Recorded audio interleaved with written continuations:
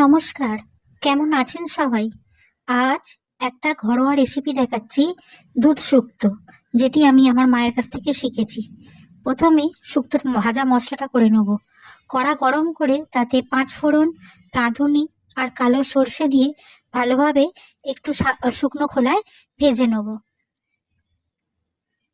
এই শুক্তোটা আমার মায়ের কাছ থেকে শেখা, একদম অনবদ্য, একবারে কাজের বাড়ির মতন খেতে। একবারটি করে দেখবেন বন্ধুরা। নমস্কার, আমি টুলটুল দত্ত, আমার চ্যানেলে আপনাদের স্বাগত। এটা এবার মিক্সিতে একটু গুঁড়ো করে রেখে দিয়েছি। এবার কড়াতে তেল দিয়ে দেবো। তেল দিয়ে আমি বড়িগুলো ভেজে নেব।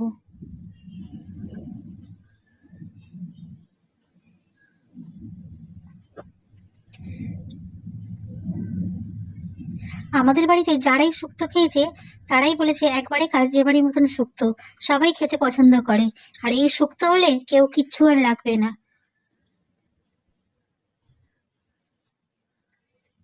শুধু শুক্তো দিয়েই ভাত খেয়ে নেবে। বড়িগুলো তুলে রাখলাম।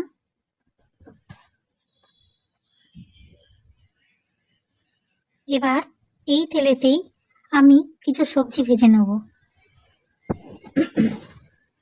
আমার গলার অবস্থা খুব খারাপ, খুব ঠান্ডা লেগে গেছে, পারলে মাফ করে দেবেন বন্ধুরা। এবার করলাটাকে আমি ভেজে নেব লাল লাল করে।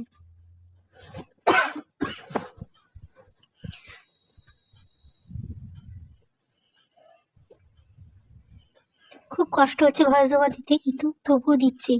লাল লাল করে করলাটা ভেজে আমি তুলে রাখবো।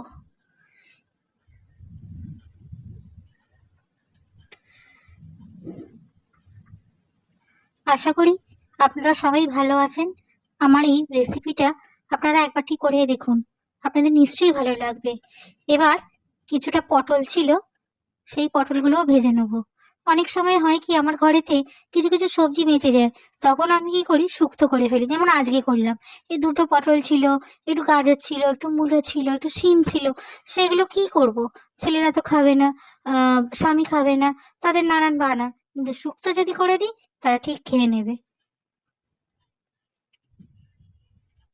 পটলগুলো লাল লাল করে ভাজা হয়ে গেছে, এবার পটলগুলোকেও আমি তুলে রেখে দেবো।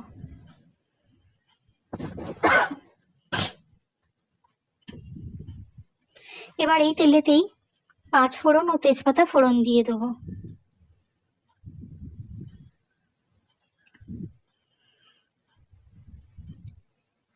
একে একে সব সবজিগুলো কড়াতে দিয়ে দেবো। আমি দিলাম প্রথমে পেঁপে, তারপর আলু,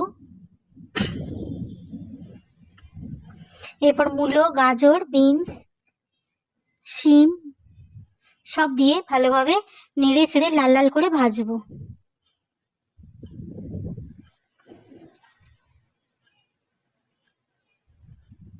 সবজি ঠিক মতন না ভাজলে কোনো ভালো রান্নার কোনো স্বাদ আসে না, এটি আমার মা বলতেন। এবার ভাজতে ভাজতেই আমি একেবারে নুন দিয়ে দিচ্ছি। নুন দিয়ে ভালোভাবে লাল লাল করে ভাজবো। তারপর আমি কাঁচকলা, বেগুন, ডাঁটা সব কড়াই দিয়ে দেবো।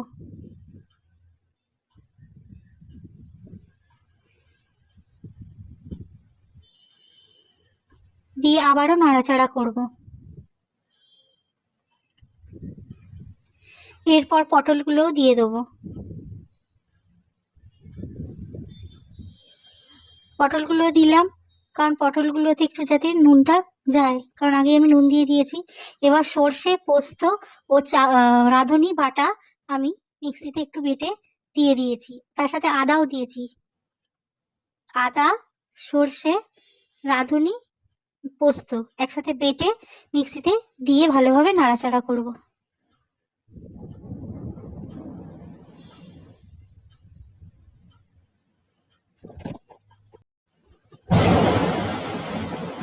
ভালোভাবে এবার নাড়াচাড়া করে নেব। এবার মিক্সি ধোয়া বাটির জলটা একটু দিয়ে দেবো, যাতে মশলাটা না পুড়ে যায়। এবার করলা ভালোভাবে জল দিয়ে আর একটু করলা আর ভাজা বড়িগুলো দিয়ে দেবো। এবার আমি আর একটু পরিমাণে জল দেবো, কারণ একটু জল সবজিগুলো সেদ্ধ হওয়ার জন্য লাগবে। এবার ঢাকা চাপা দিয়ে লো মিডিয়াম আঁচেতে আমি এটাকে সেদ্ধ করব। দেখুন, কিছুক্ষণ পর ঢাকাটা খুলে সেদ্ধ হয়ে যাওয়ার পর দেখে নেবো যে আলু পেঁপে এগুলো সিদ্ধ হয়েছে কিনা। হ্যাঁ, আলু পেঁপে সব সিদ্ধ হয়ে গেছে। এবার দুধটা দিয়ে দেবো, রুম টেম্পারেচারে রাখা দুধ দেবো। দুধ দিয়ে কিছুক্ষণ ফুটিয়ে নেবো। একটু দুধের বাটি ধোয়া জলটাও দিয়ে দিলাম। ফুট ধরেছে, এবার একটু মিষ্টি দিয়ে দেবো।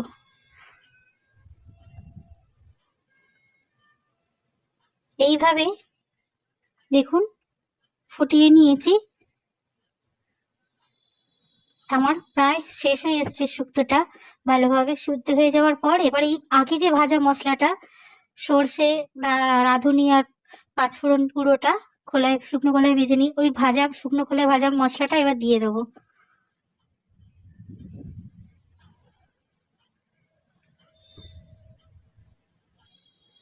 দিয়ে ভালো করে নেড়ে চেড়ে নেবো।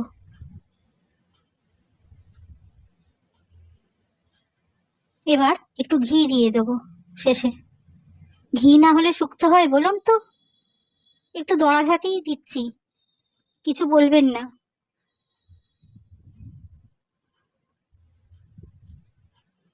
এবার ভালো করে নেড়ে চেড়ে নিয়ে আজকে এই স্পেশাল দুধ শুক্তো রান্নাটা আমি নামিয়ে নেব।